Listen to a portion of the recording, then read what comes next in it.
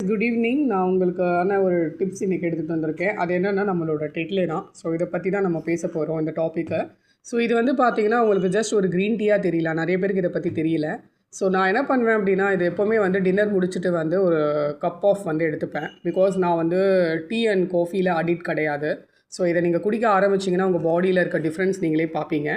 So இது என்ன பண்ணும் உங்களுக்கு பாடியில் அப்படின்னா, நீங்கள் வந்து நல்லா ஒரு பவுலில் 1.5 கிளாஸ் வாட்டர் போட்டுட்டு 1 கிளாஸ் வரைக்கும் நீங்கள் கொதிச்சு இதை எடுத்துக்கோங்க.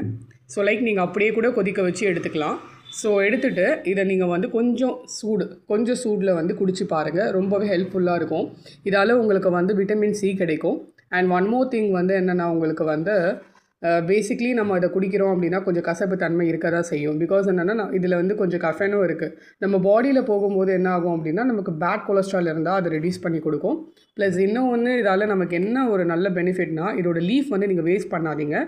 வடிகட்டிட்டு அந்த லீஃப் அப்படியே வச்சு மறுநாள் காலையில் அந்த லீஃபை வந்து ஃபேஸில் அப்ளை பண்ணிங்கன்னா உங்களுக்கு அந்த பிளாக் மார்க்ஸ் எல்லாமே வந்து போயிடும் கைஸ். ஸோ நான் இதை வந்து காமிச்சு போடுறேன் அப்படின்னா நீங்கள் அண்டர்ஸ்டாண்ட் பண்ணிக்கோங்க இதோட பெனிஃபிட்ஸை. அண்ட் சில பேருக்கு சூட் ஆகும், சில பேருக்கு சூட் ஆகாது. நீங்கள் செக் பண்ணிவிட்டு குடிங்க. ஸோ லிப்டன் யூஸ் பண்ணலாம். ஸோ அந்த மாதிரி நிறைய பிராண்ட் இருக்குது.